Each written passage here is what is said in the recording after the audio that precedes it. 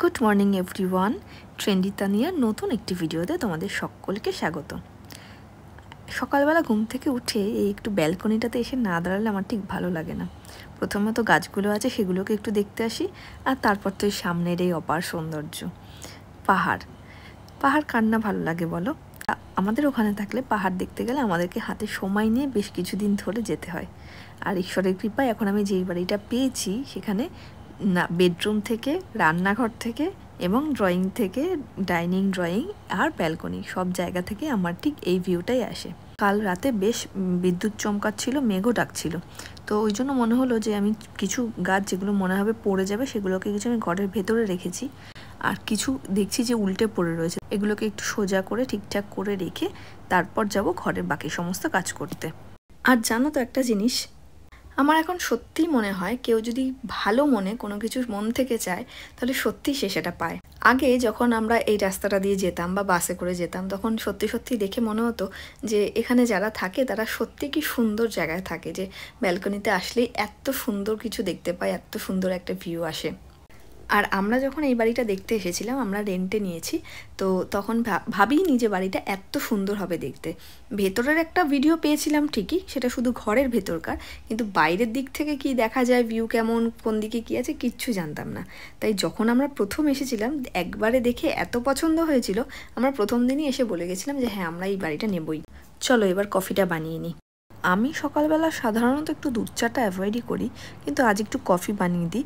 আর আজ তো শনিবার, আর আমাদের বাড়িতে না সবাই খুব ওই বিপত্তারিণী পুজোটা করে, তো আমার শ্বশুরবাড়িতেও পুজো হয়, আমার মাও করে, সবাই করে। তাই ভাবছি যে আজকে আমি ওদের জন্য তাড়াতাড়ি করে রান্নাবান্নাটা সেরে ওদের খাবারটা রেডি করে দিয়ে আমি একটু পুজো করে নেবো নিজের মতন করে ঘরেই। তো সেই জন্য বললাম যে আমার বেশ কিছু ফলের দরকার ছিল, তো আমাকে একটু ফল এনে দিতে, আর আমি ততক্ষণে ওকে কফিটা বানিয়ে দিই। আর বিপত্তারিণী পুজোতে পুজো হওয়ার পর মাকেও দেখেছি, প্লাস শ্বশুরবাড়িতেও দেখেছি সবাই ওই 13টা করে লুচি খায়। তো আমি অতগুলো করে লুচি তো এমনিও খেতে পারবো না, লুচি বানিয়ে মানে তখন সারাদিন পর ইচ্ছেও করবে না, আমার ওই খালি পেটে লুচি একদম ভালো লাগে না। তাই জন্য আমি বলেছি আমি ফল টলই খাবো, তারপর যদি কি পরে কিছু খেতে ইচ্ছে করে তো তখন সেটা দেখবো, না হলে ফল টল খেয়েই থাকবো। আর রোদ্দুর আর রোদ্দুরের বাবা দুজনই যেহেতু জ্বর থেকে উঠেছে, ওদের দুজনেরই মুখে একদম কোনো রুচি নেই, কিছু খেতেও পারছে না। তা রোদ্দুরকে জিজ্ঞাসা করেছিলাম কী খেতে ইচ্ছা করছে বল, সেটাই তোদের বানিয়ে দেবো। তা রোদ্দুর বললো মা একটু চিকেন বানিয়ে দিও, তাই একটু ডাল, চিকেন, আর তার আগে শুরুতে একটু উচ্ছে ভেজে দেবো। তো এই সিম্পল মেনুই থাকবে, কারণ ওরা একদমই তেমন খেতে পারছে না, তো যতটুকু পারবে ততটুকুই খাবে।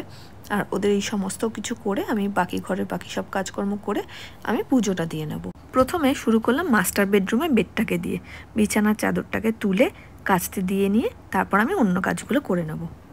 চলো এদিকটা হয়ে গেছে, এবার যাই ব্রেকফাস্টের দিকটা।